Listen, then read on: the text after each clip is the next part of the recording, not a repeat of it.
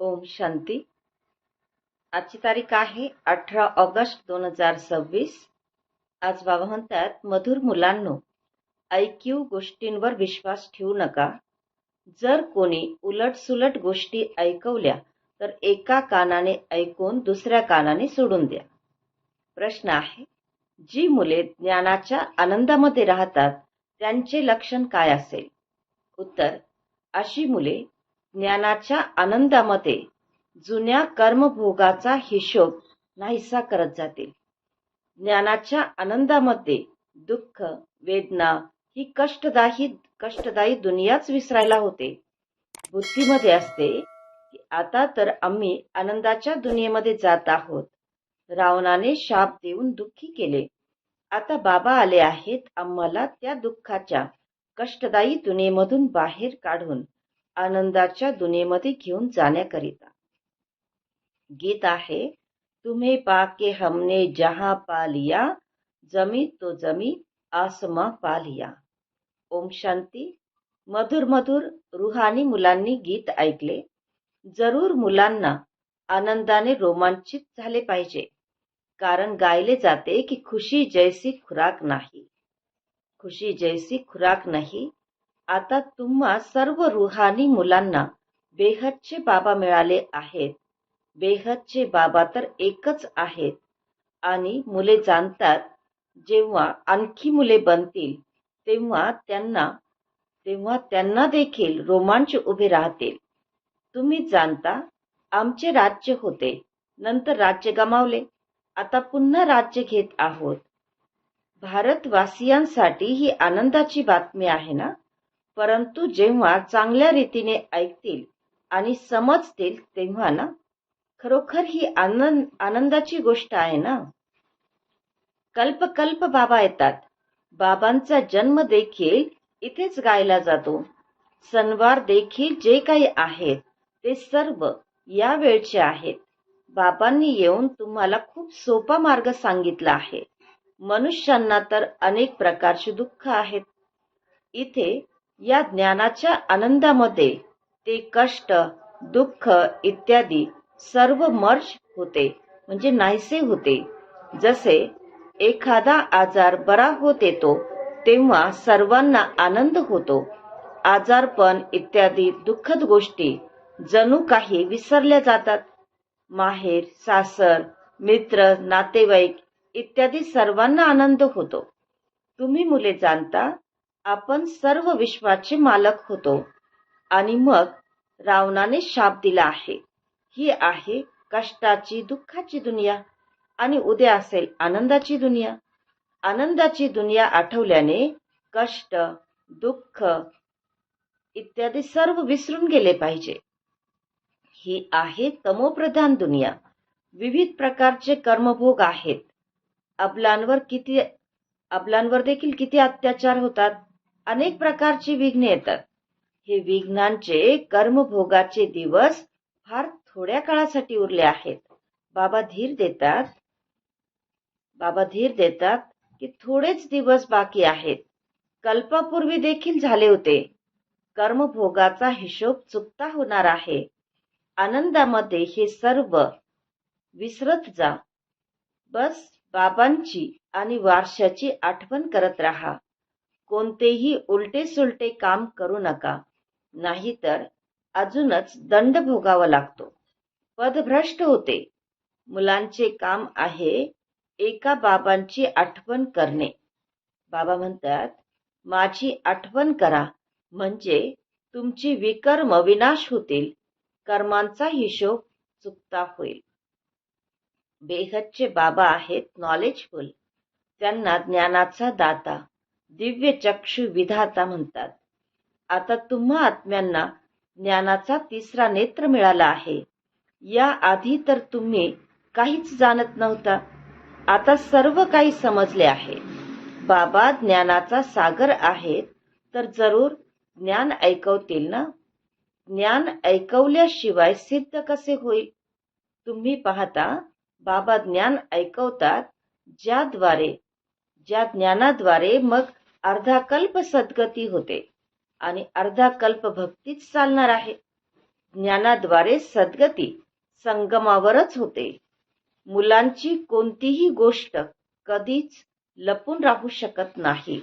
बाबा म्हणतात, कोणतेही वाईट काम तुमच्याकडून झाले तर बाबांना सांगा. बाबा जाणतात, अनेकांकडून वाईट कर्म होत राहतात. रावण राज्य आहे ना, माया थप्पड मारते, परंतु खूप जण लपवतात.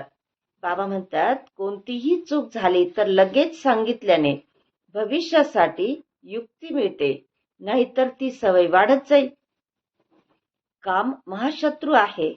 बाबांना लिहितात, बाबा मायेचा खूप विरोध होतो. बाबा म्हणतात, कायमचा योग तर काही कोणाचा राहत नाही, ज्यामुळे मायेपासून बचाव होईल. कायमचा योग तर कोणाचा राहत नाही, ज्यामुळे मायेपासून बचाव होईल. देह अभिमान खूप येतो. खूप जण असे आहेत की जे मायेचा मार खातात. बाबांकडे समाचार तर सर्व बाजूंनी येत राहतात ना, वृत्तपत्रे इत्यादींमध्ये तर उलटसुलट सुद्धा कितीतरी छापतात. आजकाल मनुष्य गोष्टी तर कितीही बनवू शकतात. तमोप्रधान आहेत ना. व्यासाची जेव्हा रजोबुद्धी होती तर काय काय गोष्टी बसून लिहिल्या आहेत. बाबा मुलांना समजावून सांगतात की ऐकीव गोष्टींवर कधीही विश्वास ठेवून चिडू नका. अमक्याने असे म्हटले आहे, असे केले, डोकेच फिरते. समजून घेत नाहीत. तमोप्रधान दुनिया आहे. माया खाली पाडण्याचा प्रयत्न करेन.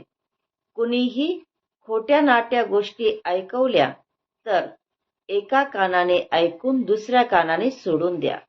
इतरांनाही हाच संदेश देत राहा. बाबा म्हणतात, मी संदेश घेऊन येतो. हे आत्म्यांनो, आता श्रीमतावर चाला. आमचा संदेश ऐका. फक्त मामेकम म्हणजे मज एकाची आठवण करा. जे आठवण करतील ते स्वतःचेच कल्याण करतील. आठवण आत्म्याला करायची आहे. विसरली देखील आत्माच आहे.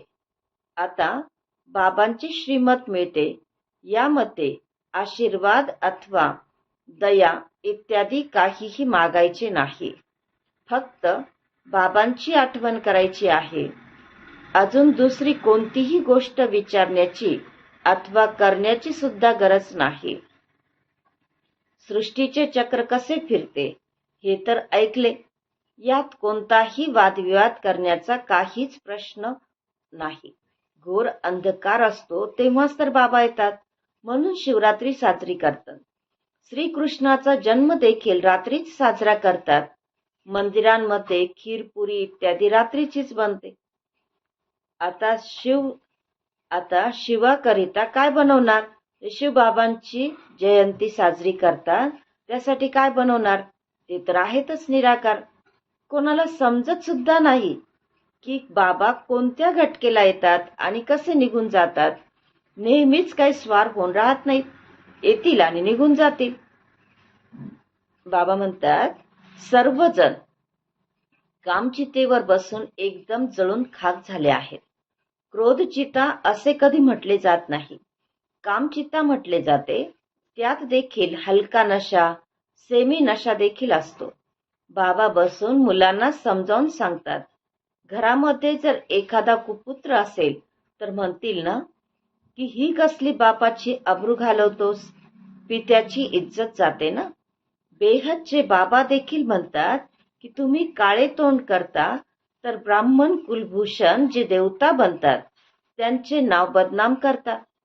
तुम्ही मुले जाणता, आपण पवित्रतेच्या शक्तीनेच भारताला पुन्हा श्रेष्ठाचारी देवता बनवत आहोत. तुमच्यासाठी तर ही जणू कॉमन गोष्ट आहे, म्हणजे सहज साधारण गोष्ट आहे. अच्छा, मधुर खूप खूप वर्षानंतर भेटलेल्या मुलांप्रती मातपिता बापदादांची प्रेमपूर्वक स्मृती आणि सुप्रभात. रुहानी पित्याचा रुहानी मुलांना नमस्ते. आणि आम्हा आत्मिक मुलांची आत्मिक मातपिता बापदादांना प्रेमपूर्वक स्मृती, सुप्रभात आणि नमस्ते. धारणेसाठी मुख्य सारांश आहे. पहिला पॉइंट, श्रीमतावर आपले आणि इतरांचे कल्याण करायचे आहे. कोणी काही खोटी गोष्ट सांगितली तर ती ऐकून न ऐकल्यासारखे करायचे आहे. त्याच्यावर चिडायचे नाही.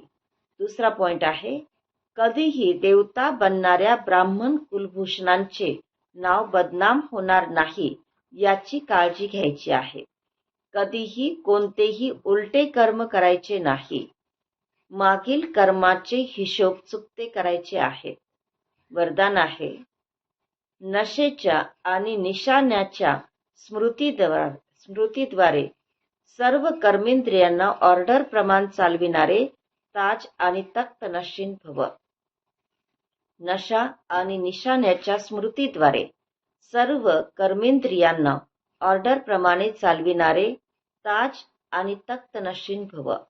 विश्लेषण आहे, संगम युगावर बापदादांद्वारे सर्व मुलांना ताज आणि तख्त प्राप्त होतो. प्युरिटीचा देखील ताज आहे, तसा जबाबदाऱ्यांचा देखील ताज आहे.